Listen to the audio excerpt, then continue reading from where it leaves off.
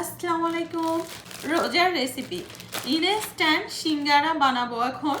Instant সিঙ্গারাটা tortilla bread দিয়ে বানাবো। টর্টিলার এই ব্রেডটা নর্মালি ওয়ালমার্ট যে কোনো দোকানে পাবেন, যে কোনো কোম্পানির টর্টিলা ব্রেড হলেই হবে। যেটা বাইরে থাকে আমি সেটা কিনেছি, মানে বাইরে। তো এটা দিয়ে আমি ইনস্ট্যান্ট মানে ইজি ওয়ে সিঙ্গারা বানাবো।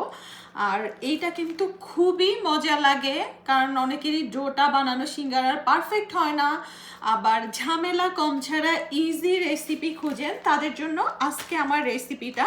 তো প্রথমেই আমি ডোটা বানিয়ে নিচ্ছি।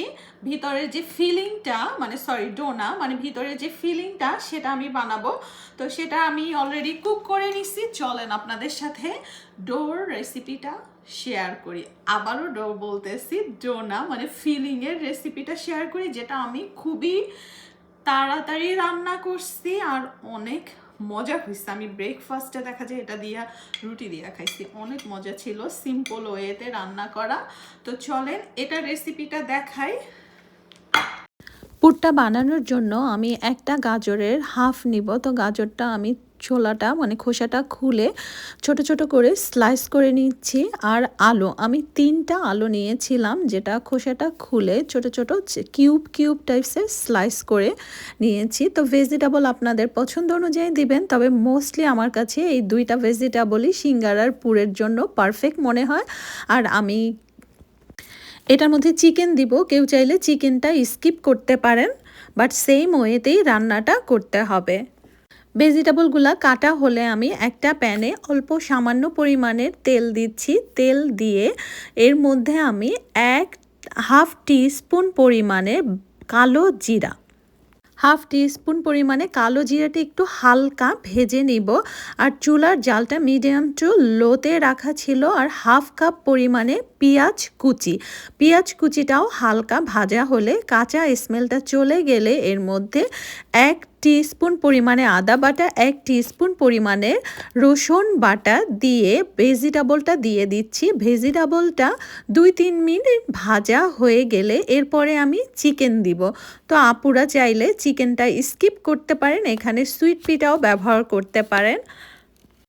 চিকেন দেওয়ার পরে হালকা একটু ভেজে নিব। হালকা ভাজা হলে 1 টিস্পুন পরিমাণের লবণ দিয়ে দিচ্ছি, হাফ টিস্পুন পরিমাণে হলুদের গুঁড়া, হাফ টিস্পুন পরিমাণে মরিচের গুঁড়া। আমি এটা ঝাল ঝাল করে করতেছি, অনেক দিন পরে ঝাল রান্না করছি। মশলাগুলো হালকা 1 মিনিট 2 মিনিট ভেজে তারপরে পানি দিয়ে দিচ্ছি পরিমাণ মতো, সিদ্ধ হওয়ার জন্য যতটুকু দরকার। ঢাকনা দিয়ে সিদ্ধ করব। সিদ্ধ হয়ে গেলে আলুটা একটু স্প্যাচুলা দিয়ে ম্যাশ করে নেব। সব আলু আমি সফট করব না, কিছু আলু আমি ম্যাশ করে নিচ্ছি। আলুটা ম্যাশ হয়ে গেলে এরপরে আমি এর মধ্যে 1 টিস্পুন পরিমাণে গরম মশলার গুঁড়া, হাফ টিস্পুন পরিমাণে ধনে গুঁড়া, হাফ টিস্পুন পরিমাণে জিরা গুঁড়া দিয়ে একটু নেড়ে চেড়ে দিচ্ছি। ঢাকনা দিয়ে মিডিয়াম টু লো আছে আর 5 মিনিট রান্না করব। আমার রান্না অলমোস্ট শেষের দিকে। তো 5 মিনিট পরে কিন্তু আমার রান্নাটা হয়ে গেছে। এক্সট্রা তেমন কোনো পানি নেই, বাট হালকা একটু পানি আছে। তো এই পর্যায়ে আমি 1 টেবিল চামচ পরিমাণে কর্নফ্লাওয়ার বা কর্ন স্টার্চ, তো কর্ন স্টার্চটা দিয়ে নেড়ে চেড়ে উঠিয়ে নিব। কর্ন স্টার্চটা দিলে আপনার থিকনেস বাইন্ডিংটা সুন্দর আসে। আর যখন আপনি ভাজবেন তখন আপনার এক্সট্রা কোনো পানি বের হওয়ার সম্ভাবনা থাকে না। এরপর শেষে একটু ধনেপাতা কুচি, কাঁচামরিচ কুচি দিয়ে জাস্ট উঠিয়ে নিচ্ছি। পুরটা ঠান্ডা হলে তারপরে কিন্তু সিঙ্গারার কাজটা করতে হবে। তো অপেক্ষা করছি ঠান্ডা হওয়ার জন্য। ময়দার মিশ্রণের জন্য 1/4 কাপ ময়দা নিলাম, সেম পরিমাণে পানি, কারণ এই রুটিটা তো শক্ত থাকে, জাস্ট আটকানোর জন্য এরকম একটা একটু সফট, মানে একটু লিকুইডই করে রাখবো। তো সেম পরিমাণে ময়দা, সেম পরিমাণে পানি, তার থেকে সেম পরিমাণে থেকে পানিটা আরেকটু বেশি লাগবে। এটা ঘন হয়েছে, আমার আরেকটু পানি লাগবে। 1/4 হাফ দিয়ে দিচ্ছি, ভালো করে গোলাইয়ে নেব। তো এটা আমি 1/4 কাপ নিছি, কারণ আমার হয়তো পুরোটা নাও লাগতে পারে, একটু বেশি নিছি। তো আপনারা আপনাদের যে পরিমাণের ময়দা নেবেন তার থেকে সেম পরিমাণের থেকে আর একটু বেশি পানি। তো এবার আমার পারফেক্ট হয়েছে, যে এটা পারফেক্ট, একদম পাতলাও না আবার খুব বেশি ঘনও না। আর ব্রেড ক্রাম্বটা বের করে নিচ্ছি। আমি ব্রেড ক্রাম্বটা ইউজ করব, আর এই ব্রেড ক্রাম্বটা না একটু স্পাইসিটা আমি নিছি। আমি এর আগে কখনোই স্পাইসিটা খাই না, আপনারা আপনাদের পছন্দ মতো নেবেন। এটার মধ্যে দেখে ইয়ামি লাগতেছে, কারণ ভাজা মরিচের গুঁড়া টুড়া সব কিছু দেয়া আছে দেখে। আর ফার্স্ট টাইমই এটা নিয়ে আসছি, তো কেউ চাইলে এটা কিনতে পারেন ওয়ালমার্ট থেকে। আর ডিমের একটা মিশ্রণ বানাচ্ছি, ওটার জন্য আমি 2টা ডিম দিয়ে দিলাম।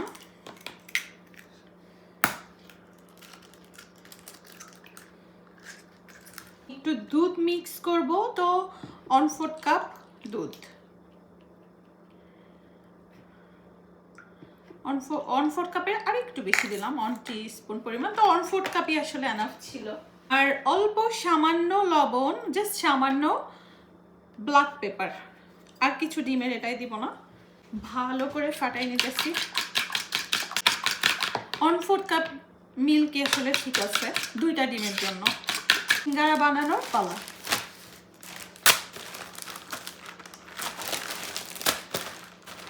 আমি পুরোটা বানাবো না, কারণ এরপরে আর একটা রেসিপি বানাবো, এই জন্য 2 পিস কেটে দিচ্ছি।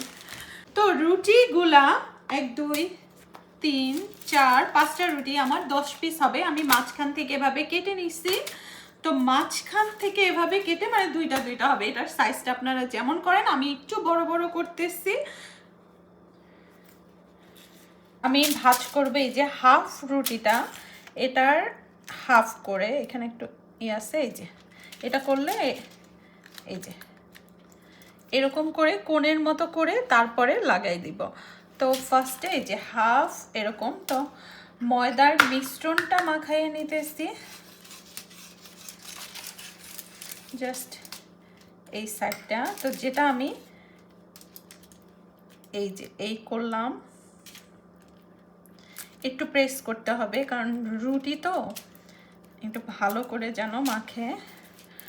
আর এই সাইডটাও আমি একটু লাগাই নিতেছি,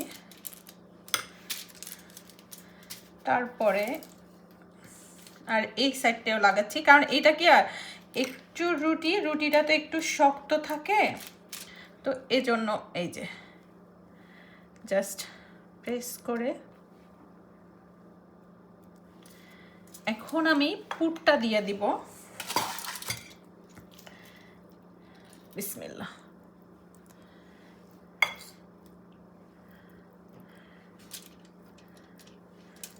এই যে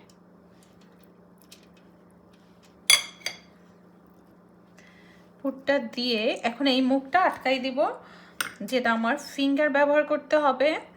আমি এই 2 সাইড মুখটা এভাবে এটা আটকাইয়া প্রেস করে দিব। এইটা কিন্তু একটু শক্ত রুটি, যেহেতু একটু ভালো করে প্রেস করতে হবে।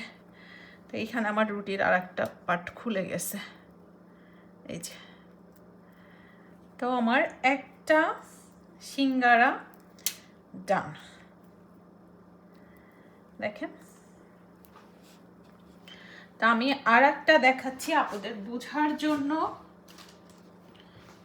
এই যে এটা নিলাম, তারপরে হাফ করে রুটিটা একটু বড় করাই ভালো, যেহেতু রুটিটা তো ওই ডোর মতো অত বেশি সফট থাকে না। এই যে আবার হাফ করে লাগাই দিলাম, এই সাইডটাও দিয়ে দিচ্ছি। অ্যান্ড এই তো ইজিলি হয়ে যায়, ঝামেলা ছাড়া। আর এটা কিন্তু খাইতে অনেক মজা লাগে। ভাজার একটু ট্রিক্স আছে, সেটাও আমি আপনাদের শেষ করে দেখাই দিতেছি, মানে বলে দিচ্ছি। একটু বড় করছি, বড় করাই ভালো, দেখা যায় আপনার একজন আর একটা খাইলে ইফতারে এনাফ। ছোট করতে গেলে ছোট রুটি থেকেও কেনা যায়, এর থেকে ছোট সাইজের যে রুটিটা আছে ওইটা। এই যে